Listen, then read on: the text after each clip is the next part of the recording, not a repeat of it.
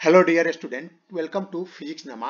आज के इस वीडियो में हम लोग क्लास 9 साइंस का चैप्टर ग्रेविटेशन का एक्सरसाइज 1 to 5 1 से लेकर 5 तक को सॉल्व करेंगे। तो आइए हम लोग देखते हैं एक्सरसाइज क्या है और इसको हम लोग सॉल्व करते हैं। तो पहला एक्सरसाइज है exercise 1। How does the force of gravitation between two objects change when the distance between them is reduced to half। तो इस क्वेश्चन में एक्सरसाइज में बोल रहा है कि अगर कोई दो ऑब्जेक्ट है उनके बीच का जो ग्रेविटेशनल फोर्स है, अगर हम डिस्टेंस को उन दोनों के बीच का जो डिस्टेंस है उसको रिड्यूस करके कम करके हाफ कर दें, यानी जो पहले का जो डिस्टेंस था उसका आधा कर दें, तो अब ग्रेविटेशनल फोर्स का वैल्यू क्या होगा। तो आइए हम लोग देखते हैं। ये दो ऑब्जेक्ट है ए और बी। मान लेते हैं ऑब्जेक्ट ए का जो मास है कैपिटल एम है और ऑब्जेक्ट बी का जो मास है स्मॉल एम है, और इन दोनों के बीच का जो डिस्टेंस है डी है। तो हम लोग यूनिवर्सल लॉ ऑफ ग्रेविटेशन से जानते हैं जो फोर्स दोनों के बीच होगा वो इक्वल होगा कैपिटल जी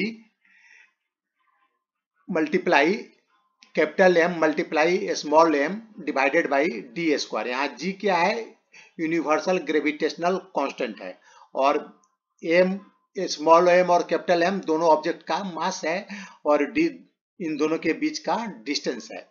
डिस्टेंस को हम सेंटर टू सेंटर लेंगे, दोनों ऑब्जेक्ट के सेंटर से सेंटर डिस्टेंस लेते हैं। तो अब हम क्वेश्चन के अकॉर्डिंगली इसका बोल रहा है कि इन दोनों के बीच का जो डिस्टेंस है उसको रिड्यूस करके हाफ कर दिया। तो अभी जो डिस्टेंस है इन दोनों के बीच का डिस्टेंस हो जाएगा d/2। अब यहाँ से जो ऑब्जेक्ट था दोनों ऑब्जेक्ट को हम लोगों ने एक दूसरे के करीब लाया और जो डिस्टेंस पहले वाला डिस्टेंस था उसके आधा डिस्टेंस किया, d/2 कर दिया। तो अब हम ग्रेविटेशनल फोर्स F' निकालते हैं। तो फॉर्मूला तो यही रहेगा, जो यूनिवर्सल ग्रेविटेशनल फोर्स का जो फॉर्मूला होता है वही रहेगा।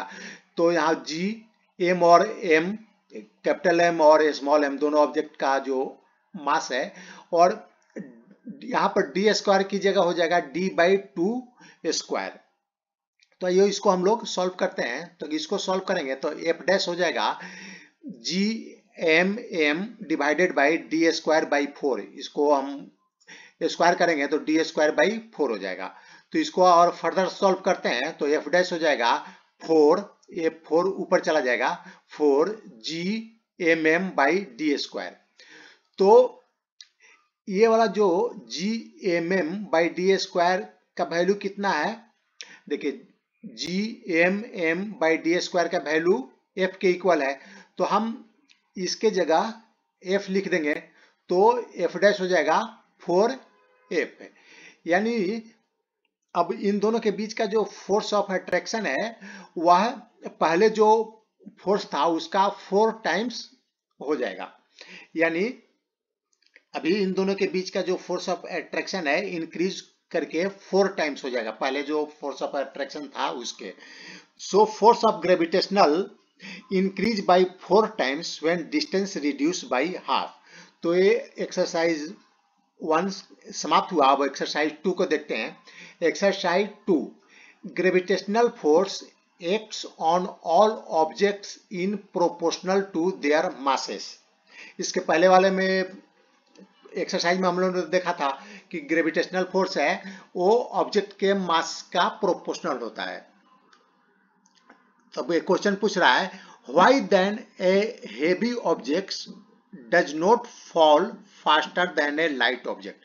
तो क्वेश्चन पूछ रहा है कि एक लाइट ऑब्जेक्ट जो हेवी ऑब्जेक्ट है वह लाइट ऑब्जेक्ट के कंपेयर में वह अधिक तेजी से अर्थ पर क्यों फॉल नहीं करता है, अर्थ पर अधिक तेजी से क्यों नहीं गिरता है। ये देखिए एक हेवी ऑब्जेक्ट है और दूसरा ये लाइट ऑब्जेक्ट है, इसका मास अधिक है और इसका मास कम है, और इन दोनों को हम कुछ ऊंचाई से एक साथ छोड़ेंगे तो दोनों पृथ्वी पर अर्थ पर एक साथ ही आएंगी। तो क्वेश्चन में पूछ रहा है कि दोनों जो हेवी मास है उसको पहले आना चाहिए था क्योंकि ग्रेविटेशनल फोर्स इस पर अधिक लगेगा, इसका मास अधिक है तो ग्रेविटेशनल फोर्स इस पर अधिक लगेगा, जो हेवी ऑब्जेक्ट है। तो इसको पहले आना चाहिए था अर्थ पर, लेकिन दोनों एक साथ ही आ रहा है, ऐसा क्यों हो रहा है? तो आइए हम लोग देखते हैं। इस पर दोनों ऑब्जेक्ट पर ग्रेविटेशनल फोर्स लग रहा है, और जब नीचे आता है तो इस पर जो इसका जो एक्सेलरेशन होता है, एक्सेलरेशन ड्यू टू ग्रेविटी होता है, इसकी इक्वल टू जी होता है। तो आइए हम लोग इसको निकालते हैं।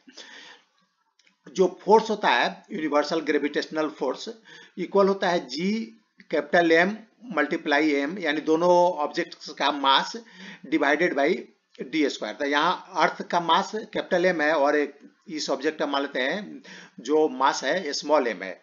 तो जो फोर्स होगा वह G m m divided by D square, और इन दोनों के बीच का अर्थ के सेंटर से लेके यहाँ पर जो ऑब्जेक्ट था वहां का डिस्टेंस है डी है, तो ये डी स्क्वायर के से डी स्क्वायर से डिवाइड कर देंगे फोर्स निकालते समय। तो अब ये तो फोर्स का वैल्यू हो गया, लेकिन यहां से जो ऑब्जेक्ट नीचे अर्थ पर आएगा वह फोर्स के कारण तो आएगा, लेकिन उसका जो rate of change of velocity होगा वह किस पर डिपेंड करेगा? एक्सेलरेशन पर डिपेंड करेगा।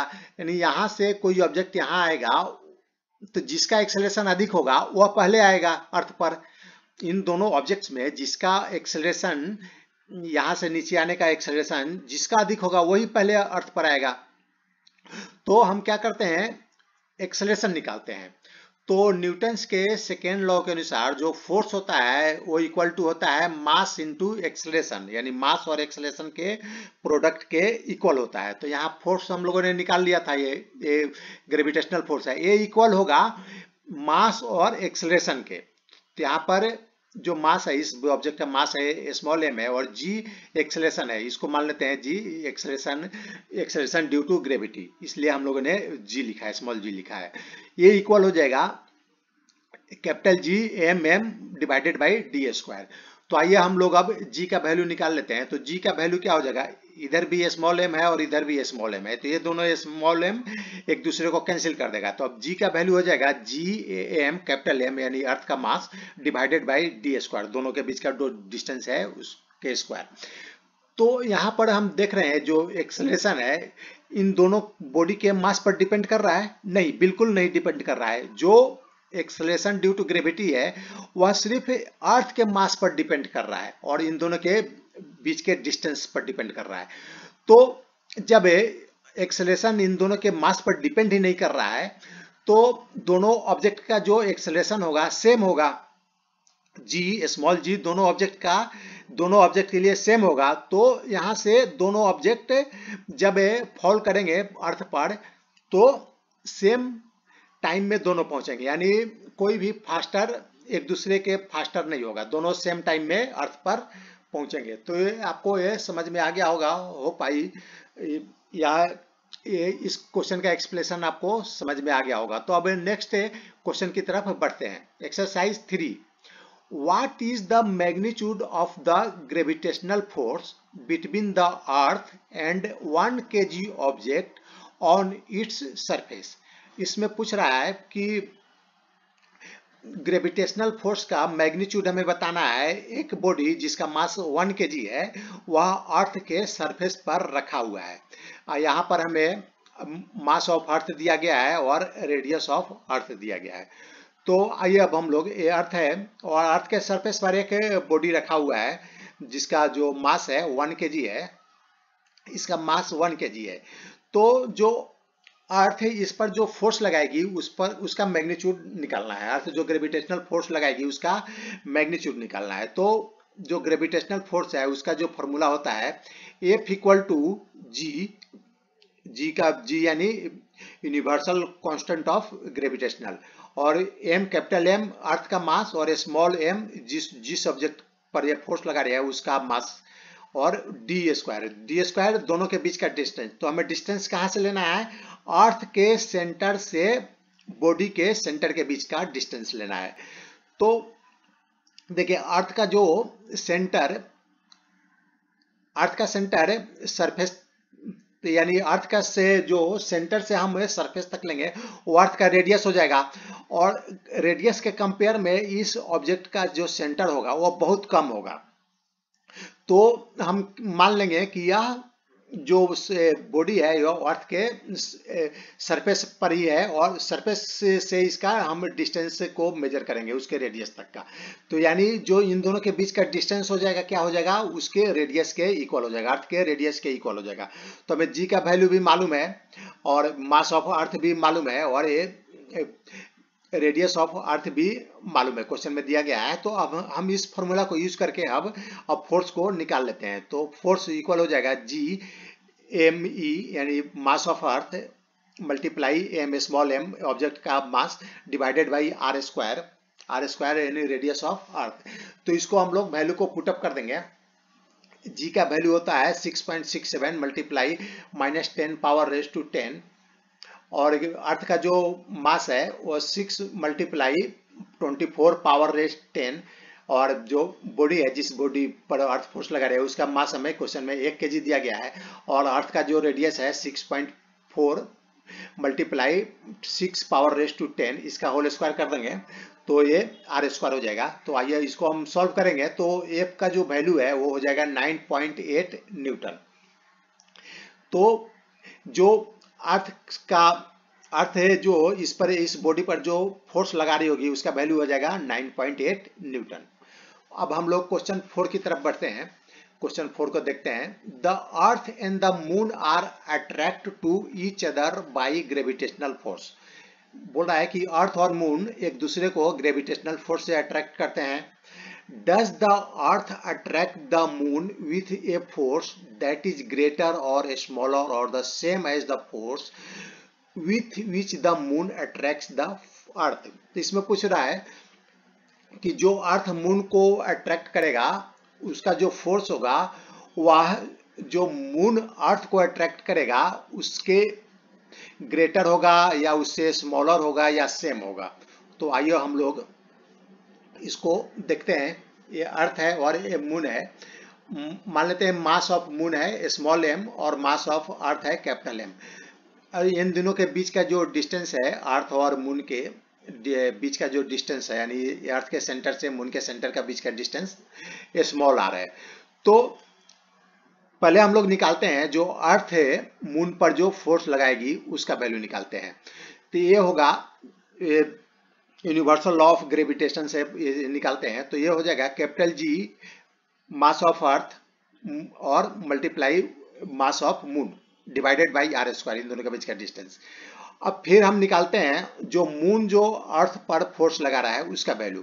तो F M equal to G small M mass of moon multiply capital M mass of earth divided by R square.